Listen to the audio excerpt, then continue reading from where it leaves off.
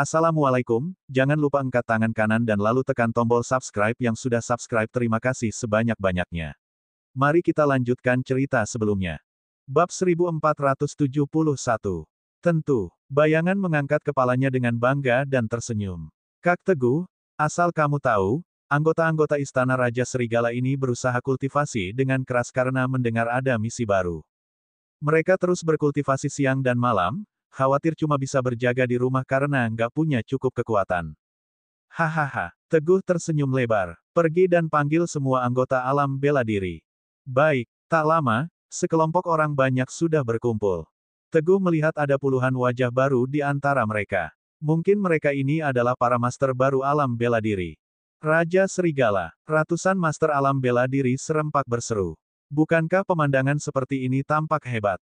Menakutkan, mengejutkan. Bayangan pun berteriak, ayo, tunjukkan kekuatan terbaik kalian kepada Raja Serigala. Siap, semua orang bersorak dengan suara lantang dan menunjukkan kekuatan masing-masing. Teguh kini sudah berada pada tahap pertama tangga surga. Dia dapat merasakan dengan jelas tingkat keadaan setiap napas. Beberapa orang ini sebagian besar sudah mencapai alam bela diri master, sebagian kecil mencapai alam bela diri raja. Ada juga yang berada di tahap akhir alam bela diri raja dan seharusnya akan segera mencapai alam kaisar kultivasi. Teguh merasa lega. Dalam waktu yang singkat, kemampuan orang-orang ini meningkat pesat. Mereka jelas memiliki bakat yang luar biasa. Selain itu, dengan proses kultivasi yang didapatkan dari Sekte Obat-obatan dan Paviliun Kultivasi Kota Terlarang, ditambah dengan ilmu Raja Yama, Teguh yakin sekelompok orang ini akan menjadi kekuatan yang kuat di masa depan. Bagus. Teguh mengangguk puas. Aku senang melihat kemajuan kalian. Untuk Serenara, untuk Raja Serigala. Mereka memiliki semangat yang membara. Bayangan. Teguh pun tersenyum. Aku sudah memahami kekuatan Istana Raja Serigala. Gimana dengan kultivasimu? Kak Teguh, kamu ngomong apa, sih? Bayangan dengan semangat berkata, kalau kita nggak bisa mengendalikan mereka, aku akan merasa malu untuk tetap menjadi komandan pasukan pengawal Raja Serigala. Saat berbicara, bayangan pun menghela napas. Alam Kaisar Kultivasi. Sepertinya, dia cukup berusaha belakangan ini. Namun, ada satu hal yang perlu dikatakan. Pertempuran-pertempuran di Pulau Borealis juga sangat meningkatkan kemampuan bayangan. Gimana, Kak Teguh? Aku nggak membuatmu malu, kan? Wajah bayangan kelihatan lucu. Sangat bagus. Teguh tidak ragu memuji dirinya. Belakangan ini kalian sudah bekerja keras. Sekarang ikuti aku. Untuk melakukan misi. Seperti biasa, sisakan sebagian di sini. Selain itu, panggil 1000 pasukan serigala elit. Baik. Bayangan dengan antusias menyetujuinya, lalu bertanya dengan penasaran, misi apa kali ini? Menghapus akar-akar keluarga kuno di Serenara. Di markas pasukan serigala, Teguh tidak perlu menyembunyikan apapun. Mustahil jika ada keluarga ahli bela diri kuno yang menyusup ke sini. Sambil berbicara, Teguh memberikan daftar kepada bayangan. Bayangan hanya melihatnya sekilas, lalu mendengus. Akan ada perubahan besar jika menghapus semua nama yang ada di dalam daftar. Setelah itu, 1000 pasukan serigala elit telah berkumpul. Bayangan memerintahkan pasukan elit Istana Raja Serigala dan berangkat dengan gagah. Teguh memilih target pertamanya. Target terkuat yang ada di dalam daftar, yaitu seorang jenderal dari wilayah Perang Tengah Serenara, Herman Kuncoro. Jika memang mau melakukan sesuatu, lakukanlah dengan penuh semangat. Kediaman Jenderal. Siapa kalian? Begitu Teguh dan yang lainnya tiba, 2 penjaga di pintu bersiap untuk memaki mereka. Akan tetapi, setelah melihat formasi mereka, nyali kedua penjaga itu langsung menciut. Apalagi tatapan Teguh membuat kedua penjaga itu merasakan dingin di sekujur tubuhnya. Cari. Teguh memberi perintah kepada pasukan serigala dengan mengayunkan tangannya. Bab 1472. Tunggu sebentar. Terdengar suara yang cukup kuat dari dalam. Seorang pria parubaya yang mengesankan berjalan keluar. Pria itu adalah Herman, pemilik kediaman jenderal Raja Serigala. Tentu saja Herman mengenal Teguh. Namun, dia selalu memandang rendah Teguh karena ada dukungan keluarga ahli bela diri kuno di belakangnya. Bahkan kalau kamu mau menggeledah kediaman jenderal ini, sebaiknya kamu menunjukkan bukti dan memperlihatkannya dengan jelas lebih dulu. Bukti. Teguh pun tertawa dingin dan berkata, kamu bersekongkol dengan keluarga ahli bela diri kuno. Menyelundupkan keuntungan secara rahasia, melanggar hukum demi kepentingan pribadi dan melakukan kejahatan, apakah itu cukup? Ucapan Teguh seketika membuat Herman terkejut. Sebelum Herman bereaksi, Teguh berteriak dengan keras, "Geledah tempat ini!" Wush! Pasukan serigala elit segera maju ke depan dan bersiap untuk masuk ke dalam. Di mana pasukan Kuncoro? Sudah aku kalahkan. Herman sangat marah dan segera memanggil pengawal pribadinya untuk melawan mereka. Dasar nggak tahu diri. Bayangan tertawa dingin dan memberikan isyarat mata kepada tentara pasukan serigala. Bunuh mereka. Pasukan serigala elit segera menyerbu. Kedua belah pihak bertempur satu sama lain. Hasilnya sudah jelas. Setiap tentara elit pasukan serigala telah melalui ujian yang sangat keras, terutama sejak didirikannya Istana Raja Serigala. Semua orang berusaha untuk masuk, bahkan mereka berkultivasi lebih giat setiap hari. Peningkatan kekuatan yang ditimbulkan pun terlihat jelas. Meskipun beberapa pengawal pribadi Herman mengepung seorang tentara pasukan serigala, pengawal-pengawal itu tetap akan cepat dikalahkan. Kurang dari setengah menit, pasukan pengawal pribadi Herman semuanya kalah. Mereka tergeletak di tanah sambil merintih kesakitan. Melihat situasi seperti ini, raut wajah Herman memucat. Dia pun memanggil bantuan ke dalam kediaman, "Saudara Dedi, tolong aku." Wush! Swoosh! Tak lama setelah Herman berbicara, banyak orang langsung terlempar terbang keluar dari kediaman. Setelah mereka membalik beberapa putaran di udara, mereka mendarat dengan anggun di depan Herman. Seorang master alam bela diri yang bersembunyi di kediaman jenderal baru muncul, sembari menghela napas. Dedi Anatis yang kuat ini ternyata memiliki kekuatan setara dengan tahap akhir alam bela diri raja. Jika digabungkan, itu memang merupakan kekuatan yang sangat kuat. Teguh. Herman membawa bantuan. Dia menatap tajam ke arah Teguh dan dengan penuh keyakinan, lalu berkata, "Masih sempat kalau kamu mau bawa pasukanmu pergi dari sini." Teguh terkekeh. "Bayangan, perlihatkan hasil kultivasi kalian." Para master alam bela diri Istana Raja Serigala sudah sangat bersemangat dan siap untuk bertarung.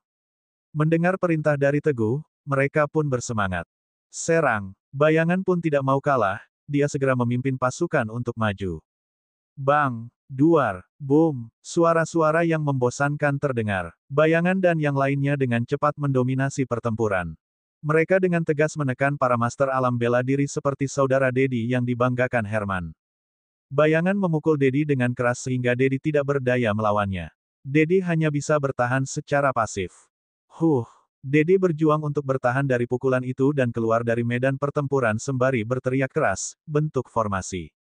Brak! Para master alam bela diri segera membentuk formasi pengepungan, kemudian mengurung bayangan beserta para master Istana Raja Serigala di dalamnya dan berencana untuk menyerang dengan pukulan mereka. Formasi ini cukup misterius. Setiap kumpulan energi dari para master alam bela diri membentuk dinding energi bola. Dimanapun formasi diserang, semuanya akan terpantul oleh energi dari semua master ini. Bayangan mendengus. Dia beberapa kali menyerang dengan paksa dan berusaha untuk menembus formasi, tetapi semuanya gagal. Nggak ada gunanya. Dedi dengan bangga berkata, "Formasi ini disebut formasi pengunci 8 emas.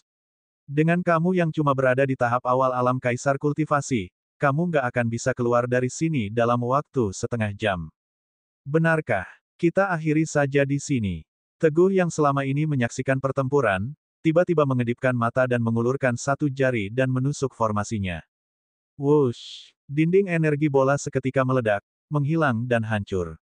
Formasinya hancur. Wush! Bok, bok, bok. Berikutnya, satu persatu master alam bela diri seperti Dedi, mengalami serangan balik dan terpental oleh kekuatan yang kuat, lalu terjatuh dengan keras ke tanah. Kamu. Dedi dengan susah payah bangkit berdiri. Dia tampak terkejut. Asal tahu saja, bab 1473. Mereka yang telah mencapai alam kaisar kultivasi bahkan membutuhkan waktu setengah jam jika terperangkap formasi ini. Apalagi bagi mereka yang baru mencapai tahap alam bela diri dewa, dibutuhkan usaha keras untuk menerobos formasi ini.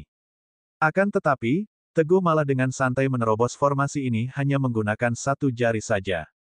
Seberapa hebat kekuatannya? Ayo! Tanpa berpikir panjang, Dedi tidak berani untuk tinggal lebih lama lagi. Banyak master alam bela diri yang juga bangkit dan mencoba melarikan diri. Mau kabur? Teguh tersenyum sinis dan berkata, "Nggak segampang itu. Begitu dia selesai bicara, tekanan besar seperti ombak menyapu langit dan menutupi setiap tubuh Master Alam Bela Diri sampai tidak ada celah sedikit pun.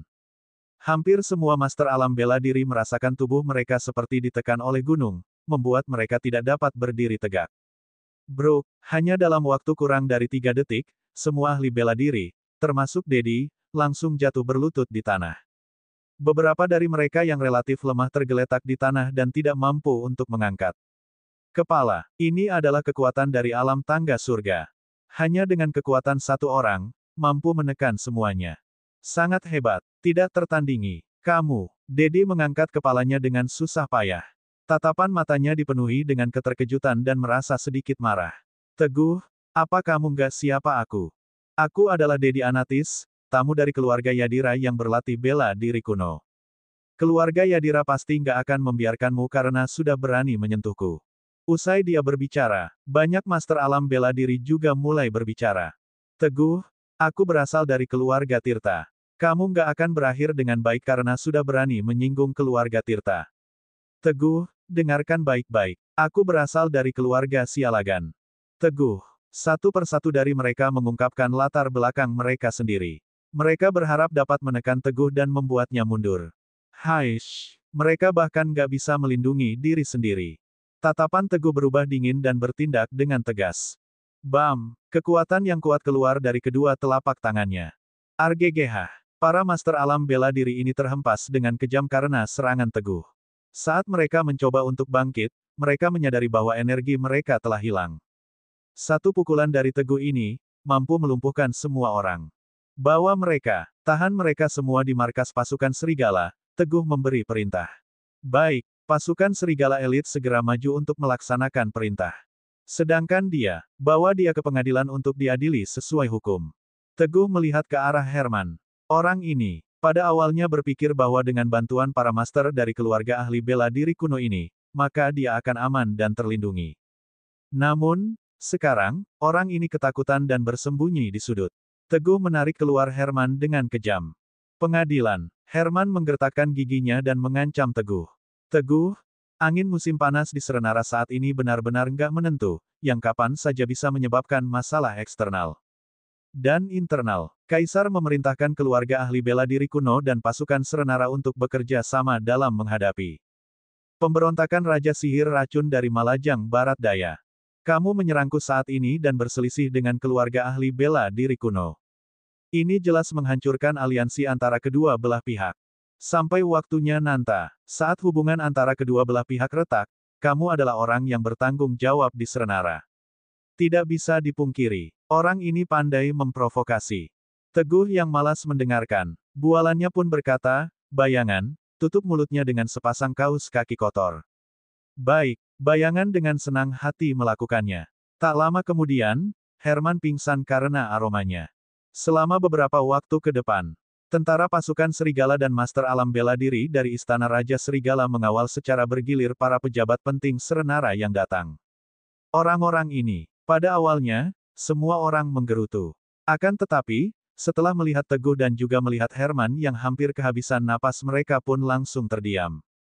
Apa rencananya berjalan lancar? Teguh melihat ke arah tentara pasukan serigala. Jawab, Raja, setiap kelompok pasti menghadapi perlawanan yang besar dan kecil, tapi itu bukan masalah. Saat ini, kecuali orang-orang ini, sebagian besar masih dalam pengejaran, bahkan ada yang ingin melarikan diri melalui bandara dan tempat lainnya. Tapi, di ibu kota sudah diberlakukan penjagaan ketat. Pasukan serigala tentara sudah bergerak dan mengepung ibu kota. Bahkan kalaupun hanya seekor nyamuk yang terbang keluar, itu juga harus diperiksa dengan teliti. Jawaban para tentara sangat rinci. Teguh mengangguk dan berkata, bagus, semuanya berada di dalam kendali. Setelah itu, Teguh melihat ke arah Bayangan dan berkata, pergi dan panggil kepala pengadilan ibu kota ke sini. Mulailah mengadili orang-orang ini terlebih dahulu. Bab 1474. Baik, tak lama kemudian, Bayangan datang bersama dengan rombongan hakim. Yang mulia, saya Bakti Dermawan, ketua pengadilan ibu kota.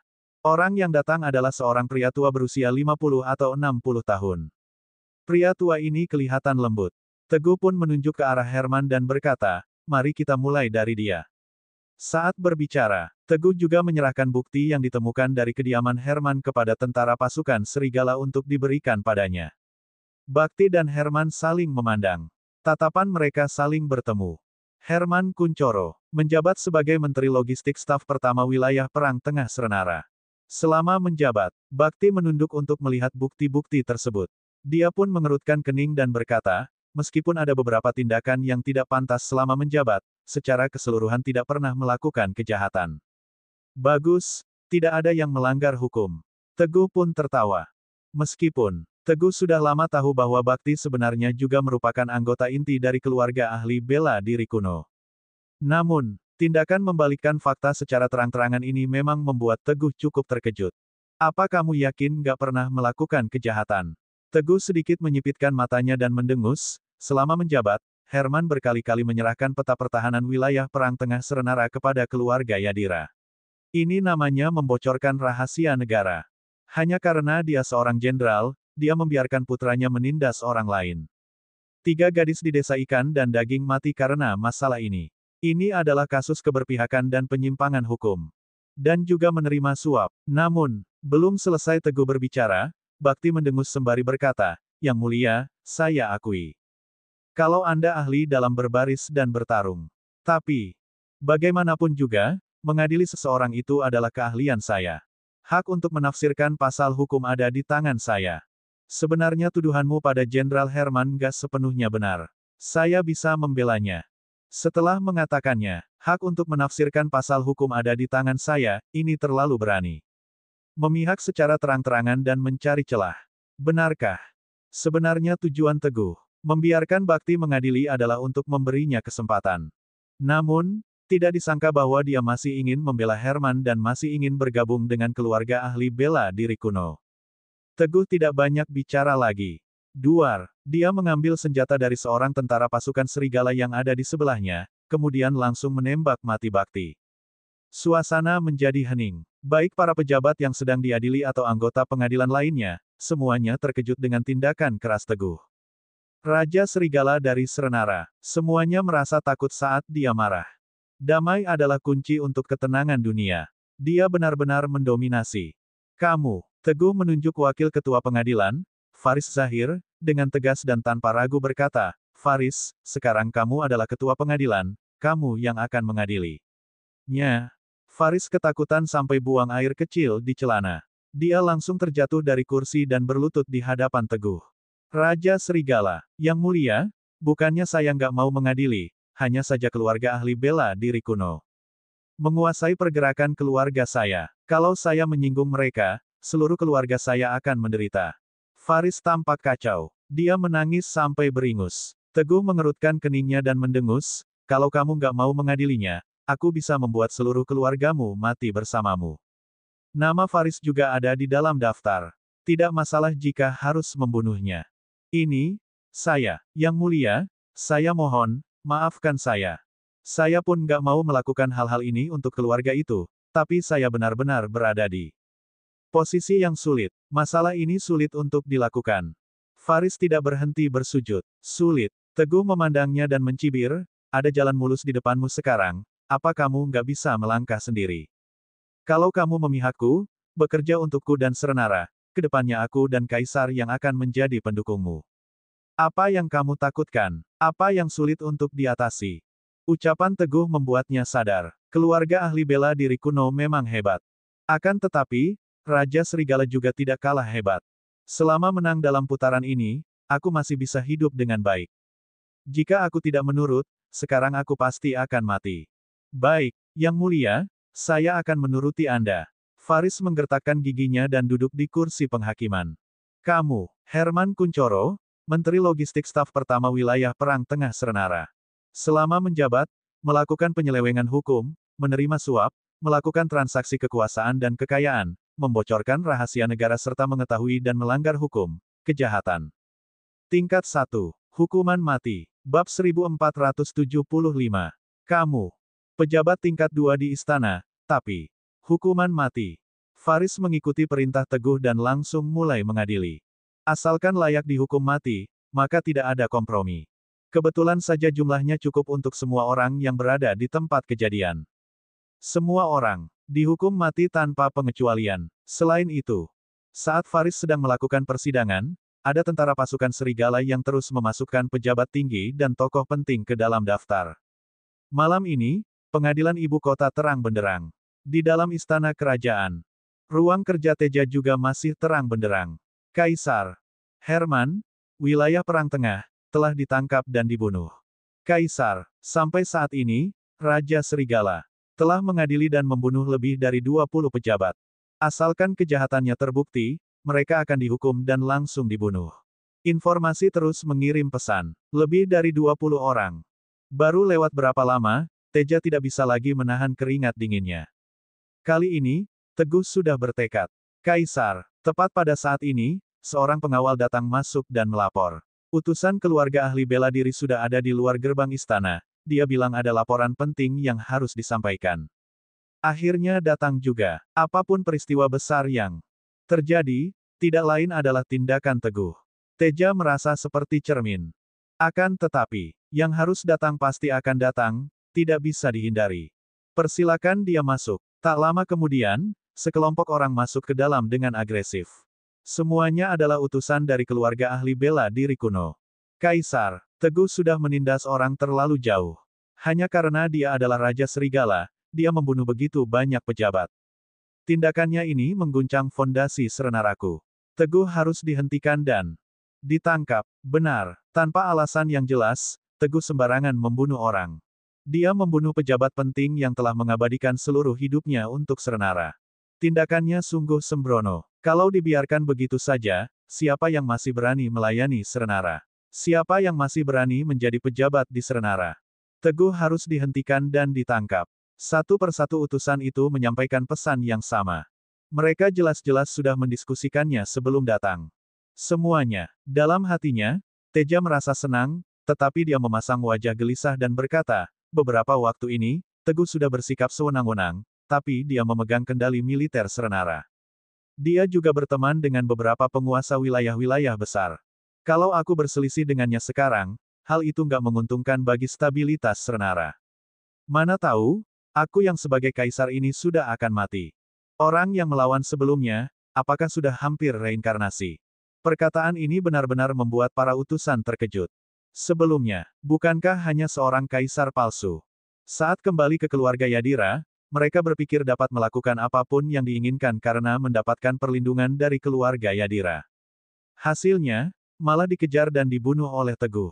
Tapi, Kaisar, Teguh ini sudah mengguncang fondasi Serenara. Apakah Anda hanya akan duduk melihatnya dan nggak akan melakukan apapun? Benar, para utusan tidak mempercayainya dan terus menuduh Teguh melakukan kejahatan. Teja menghela napas dengan putus asa. Tapi, aku benar-benar nggak punya cara. Gimana kalau kalian yang memikirkan solusinya? Lagi pula, para pejabat itu memang bersalah. Ucapan ini tentu tidak disukai oleh para utusan. Bukannya ini berarti para pejabat itu mati dengan baik. Mereka saling bertatapan, lalu mendengus dan berkata, Kaisar, kalau Anda nggak ingin turun tangan untuk menyelesaikan masalah ini, kami akan menyelesaikannya sesuai dengan aturan keluarga ahli bela diri kuno. Teguh, harus ditangkap. Benar, Serenara nggak akan membiarkan orang sombong sepertinya. Harus ditangkap. Para utusan itu menggerutu, lalu pergi dengan marah. Setelah mereka semua pergi, Teja kemudian memberi perintah dan berkata, pergi dan beritahu Raja Serigala kalau umpan sudah digigit oleh ikannya. Dia bisa bersiap-siap untuk menarik jaring. Kali ini, bukan hanya sekadar memancing, tetapi menjaring semuanya. Bab 1476. Para utusan kembali ke rumah masing-masing setelah meninggalkan istana. Kediaman keluarga Yadira, ruang rahasia yang sama. Orang yang berbeda. Sejak Yeni, nenek moyang keluarga Yeza, dibunuh oleh Rina, Noah mengunci dirinya di dalam. Sesepuh agung yang mendengar berita dari utusan, segera membawa utusan keluarga Sabel ke sini. Kepala keluarga, para utusan sudah kembali. Hanya saja, situasinya terlihat agak rumit. Sesepuh agung memberikan laporan dengan hormat. Terdengar kata-kata ini, terdengar suara berat dari dalam. Kepala keluarga Yadira adalah Noah. Kerak, kerak, kerak. Pintu batu pun terbuka. Energi yang kuat mulai menyebar. Tetua dari keluarga Sabel yang berada di dekatnya, anak dan cucunya terkejut. Tak lama, mereka merasa senang. Ini adalah aura dari alam bela diri suci. Noah berhasil mencapai alam bela diri suci. Selama periode ini, Noah terus menyempurnakan kekuatan Sanu. Sanu sebenarnya adalah seorang master yang berada di tahap akhir alam bela diri dewa, mendekati alam bela diri suci. Ditambah dengan ilmu rahasia yang diajarkan oleh Raja Sihir Racun kepada Noah, kemampuan Noah langsung meningkat. Kepala keluarga, selamat. Kepala keluarga, selamat karena sudah mencapai alam bela diri suci. Bagus sekali, kepala keluarga telah mencapai alam bela diri suci. Keluarga Yadira memiliki harapan. Semua anggota keluarga Yadira maju dan mengucapkan selamat. Hanya alam bela diri suci saja. Noah merasa enggan dan melambaikan tangannya, kemudian dia melihat ke arah Sesepuh Agung dan bertanya, gimana situasi Serenara sekarang? Sesepuh Agung dengan hormat menjawab, kepala keluarga, Teja nggak mau berperang dengan Teguh. Katanya, Teguh memegang kekuasaan militer. Dia nggak bisa melakukan apa-apa. Jadi, dia membiarkan kita menangani masalah ini sendiri. Mendengar perkataan Sesepuh Agung, Noah menyipitkan matanya dan tatapan matanya berubah. Teja dan Teguh adalah murid Pak Yuda, tentu saja mereka memakai celana yang sama. Sekarang, dia jelas-jelas mau melawan keluarga ahli bela diri kuno. Hanya saja, dia nggak mau menunjukkannya secara langsung. Semua anggota keluarga Yadira mengangguk setuju. Gimana dengan keluarga lainnya? Noah berpikir sejenak, lalu kembali bertanya, gimana pendapat keluarga Sialagan, keluarga Tirta, keluarga Ananta dan keluarga lainnya? Untuk sementara belum ada tanggapan. Noah terdiam. Dia tahu bahwa sekarang Teguh sudah memiliki sayap yang kuat. Tentu saja keluarga Sialagan dan keluarga lainnya tidak lagi berani terang-terangan menentang Teguh dan Kaisar. Hanya dengan menyatukan mereka, mereka baru akan berani. Sesepuh Agung yang melihatnya terdiam pun bertanya, kepala keluarga, apa yang harus kita lakukan? Begini, Noah melihat ke salah satu orang tua dan berkata, adik kedua, bawalah orang-orangmu ke Malajang dan mintalah Raja Sihir Racun untuk melawan Teguh. Sampai waktunya nanti, ketika pasukan Raja Sihir Racun tiba, keluarga ahli bela diri kuno kita juga akan bertindak dengan menggunakan kekuatan petir. Bekerja sama dari dalam dan luar untuk menghancurkan Teguh seutuhnya. Tatapan Noah berubah dingin. Menurutnya, meskipun semua keluarga ahli bela diri kuno digabungkan, belum tentu bisa melawan Teguh. Lagi pula, masih kurang satu orang yang bisa diandalkan. Sedangkan Raja Sihir Racun adalah pilihan terbaik. Cukup untuk mengumpulkan semua keluarga ahli bela diri kuno.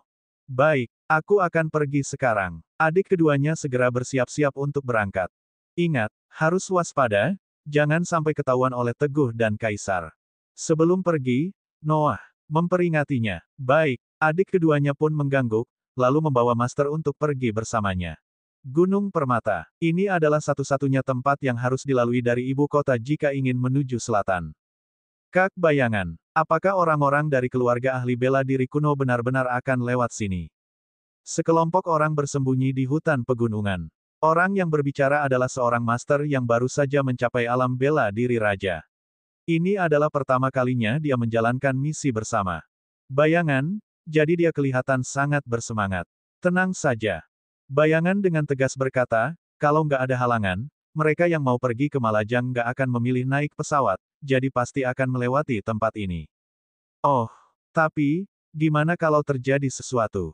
Bayangan yang mendengarnya pun memelototinya dan berkata, apa kamu ingin mengikuti ujian masuk kuliah atau bernyanyi rap? Sudah datang. Tepat saat ini, seseorang menginformasikan dengan pelan. Semua orang segera melihat di bawah. Benar saja, sekelompok orang datang dengan cepat dari persimpangan jalan. Cerita bersambung.